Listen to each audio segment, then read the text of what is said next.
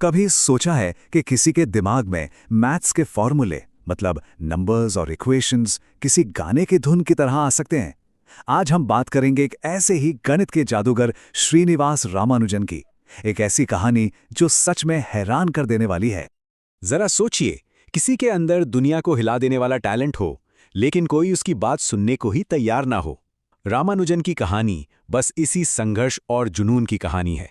और ये एक बड़ा सवाल भी खड़ा करती है, क्या असली टैलेंट को किसी फॉर्मल ट्रेनिंग या डिग्री की जरूरत होती है? तो ये हैं श्रीनिवास रामानुजन, एक ऐसा नाम जिसने मैथ्स की दुनिया में सचमुच तहलका मचा दिया था। और पता है, उनके कुछ फॉर्मूले इतने इतने ज्यादा एडवांस थे कि आज भी मतलब 100 साल बाद भी साइंटिस्ट ब्लैक होल्स की गुत्थियां सुलझाने के लिए उन्हें यूज करते हैं। कमाल है ना?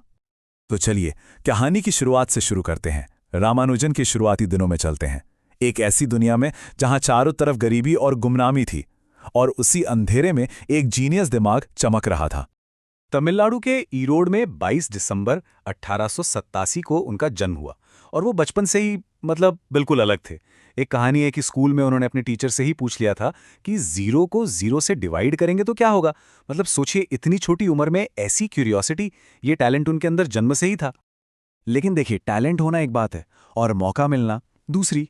रामानुजन की जिंदगी मुश्किलों से भरी थी। बहुत ज्यादा गरीबी थी, कॉलेज की फीस तक नहीं दे पाते थे, नौकरी मिलना भी मुश्किल था। एक ऐसा दिमाग जो यूनिवर्स के सीक्रेट्स खोल सकता था, वो 2 वक्त की रोटी के लिए स्ट्रगल कर रहा था। लोग उन्हें समझ ही नहीं पाए। पर उनके पास एक चीज थी, एक खजाना, उनकी नोटबुक।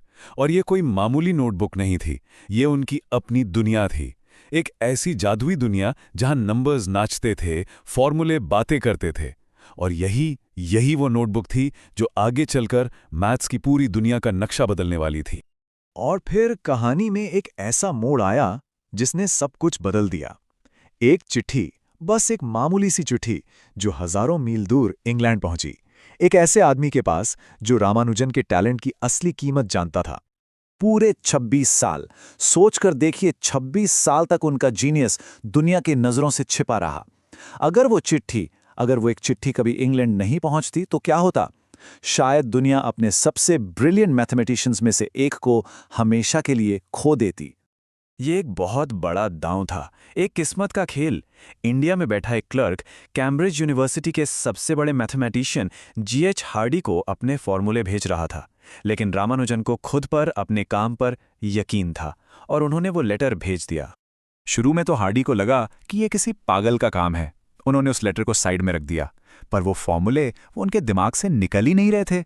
फिर देर रात उन्होंने अपने एक दोस्त लिटिलवुड के साथ उन पन्नों को दोबारा देखा, और दोनों के होश उड़ गए। हार्डी ने कहा, ये पागलपन नहीं है, ये जीनियस है। ये फॉर्मूले इतने अलग हैं कि ये सच ही होंगे, कोई इन्हें यूं ही सोचकर बना नहीं सकता। और बस उसी एक रात ने सब कुछ बदल दिया। तो रामानुजन पहुंच गए कैम्ब्रिज। अब सोचिए, इंडिया के एक छोटे से शहर से सीधे कैम्ब्रिज यूनिवर्सिटी। सब कुछ नया था, लोग, खाना, ठंडा मौसम। ये उनके लिए आसान नहीं था, लेकिन इन सब मुश्किलों के बावजूद उन्होंने मैप्स में जो किया वो किसी चमत्कार से कम नहीं था। आज भी लोग उसे देखकर हैरान हो जाते हैं। कैम्ब्रिज में तो जैसे उनके दिमाग को पंख लग गए। उन्होंने नंबर थियोरी और इनफाइनाइट सीरीज जैसे मुश्किल सब्जेक्ट्स में कमाल का काम किया। अरे, पाई की वैल्यू निकालने के लिए भी ऐसे ऐसे फॉर्मूले दिए जो किसी ने सोचे तक नहीं थे। उनका काम इतना रेवोल्यूशनरी था कि उसने मैथ्स की कई ब्रांचेस की शक्ल ही बदल दी। अब जरा इस नंबर को देखिए, 1729। देखने में तो ये एक आम सा नंबर लगता है ना? पर ये आम नहीं है।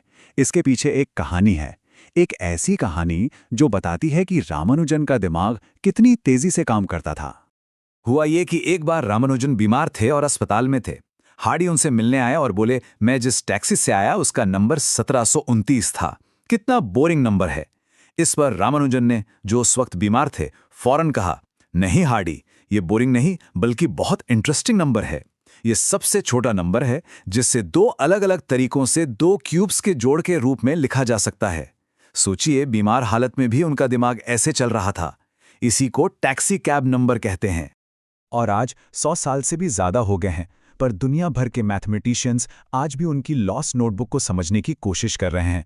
ये एक खजाने की तरह है। उनके दिए फॉर्मूले आज कंप्यूटर साइंस, क्रिप्टोग्राफी, यहाँ तक कि स्ट्रिंग थ्योरी जैसी चीज़ों में भी काम आ रहे हैं। मतलब उनका काम आज भी जिंदा है। लेकिन हर महान कहानी की तरह इस कहानी का अंत थोड़ा दुखद है। रामानुजन की प्रतिभा की चमक जितनी तेज थी ना, अफसोस उनकी जिंदगी उतनी ही छोटी थी। पर उनकी जो विरासत है वो हमेशा हमारे साथ रहेगी। इंग्लैंड का वो ठंडा मौसम और वहां पर शाकाहारी खाने की दिक्कत, इन सब ने उनकी सेहत पर बहुत बुरा असर डाला। वो इंडिया वापस तो आ गए, पर तब तक बहुत देर हो चुकी थी। अपनी आखिरी सांस तक वो बिस्तर पर लेटी लेटी भी मैथ्स के नए नए फॉर्मूले लिख रहे थे। सिर्फ 32 साल की उम्र में दुनिया ने उस जीनियस को खो दिया। उनकी जिंदगी बस 32 साल की थी, एक बहुत छोटा सा सफर। लेकिन उनकी जो लेगेसी है, जो उनकी खोजें हैं, वो अमर हैं। वो आज भी मैथ्स की दुनिया को रोशन कर रही हैं। उन्होंने ये साबित कर दिया कि एक छोटी सी जिंदगी भी कितना बड़ा, कितना गहरा असर छोड़ सकती है। तो रामानुजन की कहानी हमें सिखाती क्या है?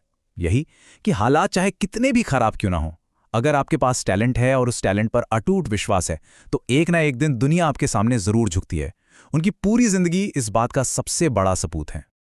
और आखिर में रामानुजन की कहानी एक बहुत जरूरी सवाल छोड़ जाती है। हमारे चारों तरफ, हमारे समाज में न जाने कितने ही रामानुजन होंगे जो बस एक मौके के इंतजार में हैं। सवाल यह है कि हम एक सोसाइटी के तौर पर उस टैलेंट को पहचानने के लिए, उसे सही प्लेटफॉर्म देने के लिए क्या कर रहे हैं। ये एक ऐसा सवाल है जिस पर हम सबको सोचना चाहिए।